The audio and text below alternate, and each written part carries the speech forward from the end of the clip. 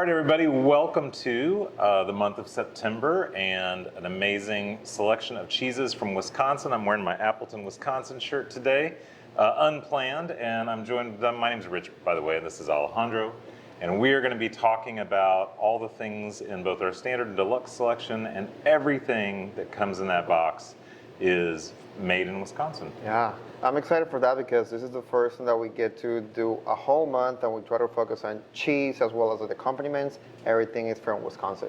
Yeah, and when you think about Wisconsin, I mean, it's obviously people think about cheese, but a lot of times I think people think about like massive blocks of, industrial cheddars and things like that. But Wisconsin is home to tons of great small producers as well, and producers that make great artisan products. And so that's what we're focused on this month. So cheese-wise, we're starting out with a brand new cheese for us from Blakesville Creamery.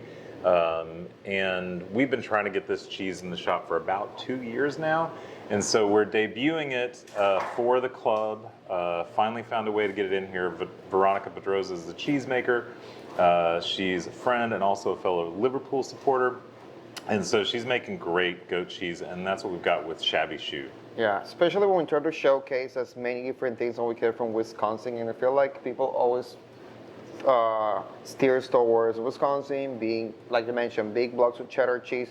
Having a soft cheese, it's exciting. And this is one of those that I'm hoping everybody will like it because the rind, being a soft ripened cheese, is more on the a little bit of a wrinkly rind, but very thin, almost like paper thin. So it should be really good with the cheese, which is a little more airy, the paste on the inside, soft, very spreadable, but the rind should add an extra kick to the cheese itself. Yeah, I'm super excited for you guys. Next up, we have another goat cheese, believe it or not, but this is a goat's milk cheddar from our friends at LeClaire Farms, family-run operation, and this is a block-style goat cheddar, so not really earthy, but it's also not going to have the same tanginess that you'd find in the Shabby Shoe because it's an aged goat cheese. And we still wanted to make sure that it was cheddars in this club being Wisconsin, but it's exciting that we have something else that is not cow's milk. And LeClaire goat cheddar, it's really fun because you still taste the goat's milk, which you'll notice is a little lemony, bonnery almost from the goat's milk. But the way this is made, there's still a lot of creaminess and sweetness like cheddar from the cheddar itself. So it's a good balance between the tanginess of the goat's milk and the sweetness of the cheddar. Yeah, and then unfortunately, all the cheese was used in productions, but this is what your piece will look like wrapped up. We have an American original called Aged Brick. Brick cheese was first made in 1877 in Wisconsin, so it's an American original, it's a Wisconsin original. And if you've had something like Limburger before, this is kind of a similar in some ways, but it's not nearly as pungent and a little bit firmer in the texture. For sure, but like Rich mentioned, if you're a fan of Limburger or something like Taleggio or even Raclette, this is going to be right in that same realm of flavor-wise.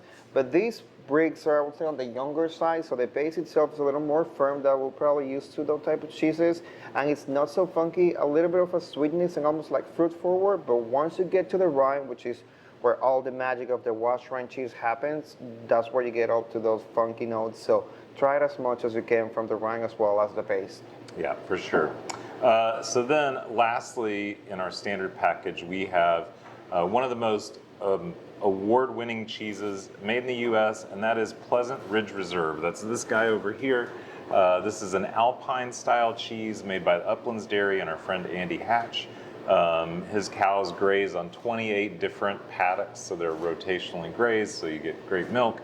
But it's going to be nutty and caramely, just a really fun Alpine-style cheese. And they do this special thing about when they get the milk from the animals, is if they decide the milk is good enough, they use that batch specifically for cheese, and if not, it gets used for something else or just for selling. So there's a true testament of how much craftsmanship goes between making this cheese, but the fact also that they get to make an Alpine cheese that normally is made in high altitude mountains in Wisconsin, it's really amazing because it does taste like something you will be familiar, maybe like Gruyere or Comté has the same flavors and even the same texture.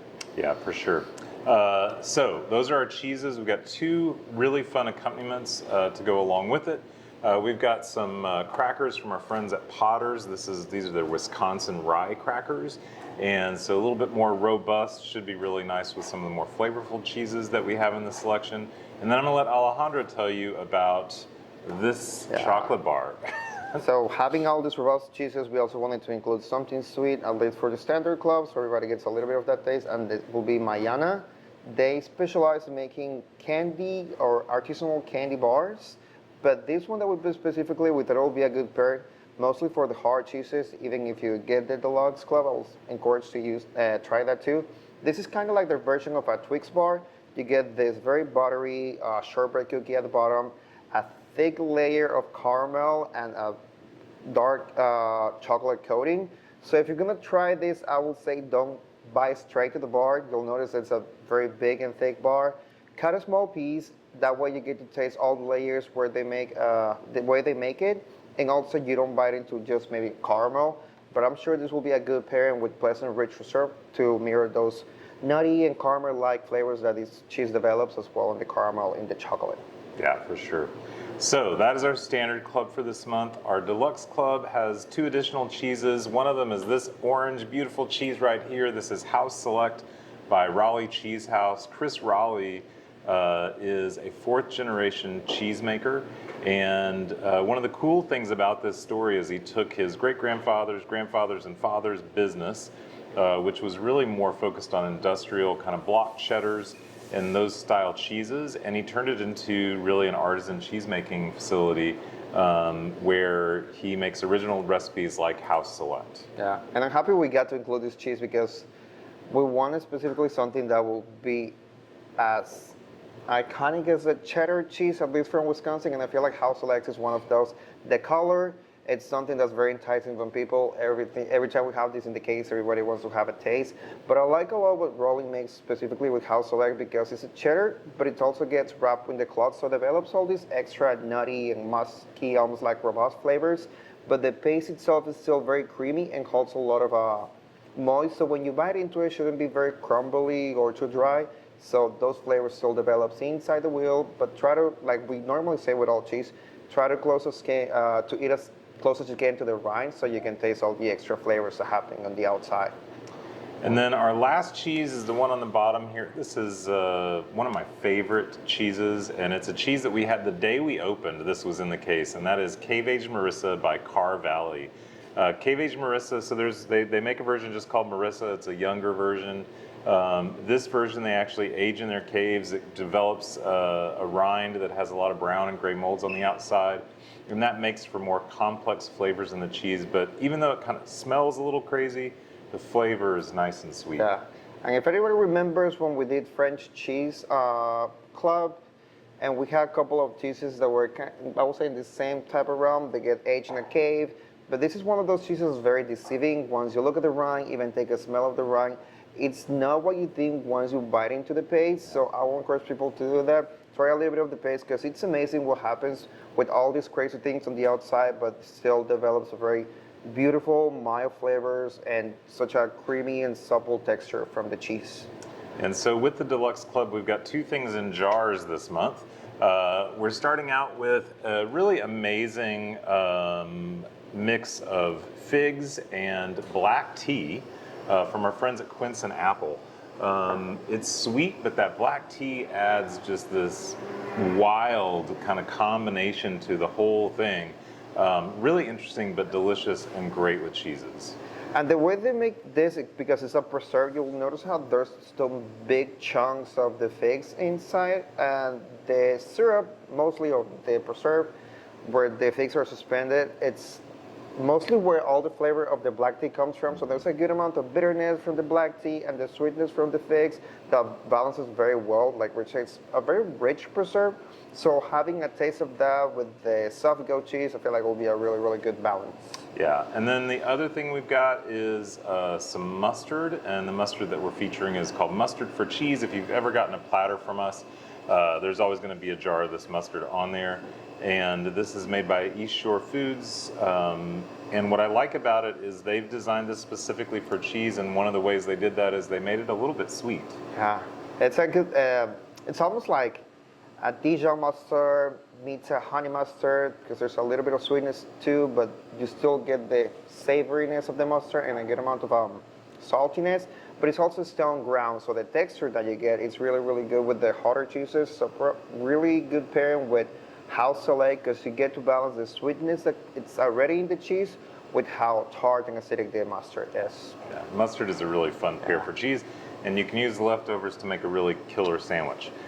So one of the things we're going to do this month that we haven't done in the past is we're going to talk about the optional additions that you can add to the box and the ones that we're including this month. So just very briefly, this month's additional chocolate is a bean to bar chocolate from Markham & Fitz. This is their lemon poppy seed white chocolate.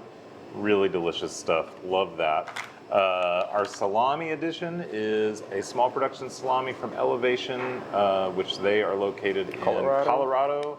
And this is their mole salami, so nice and fun spices. So really good spices. with the Marisa.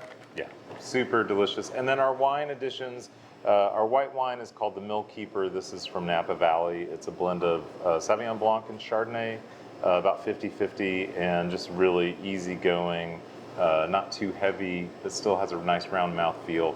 And then the red wine is a new one that I just brought in this last week, Parquet. This is a little French red wine, a blend, not too heavy on the tannins, nice and light, fruity, and should be great with pretty much everything out here. So that's what we've got for you this month. We are super excited for you to open that box and enjoy.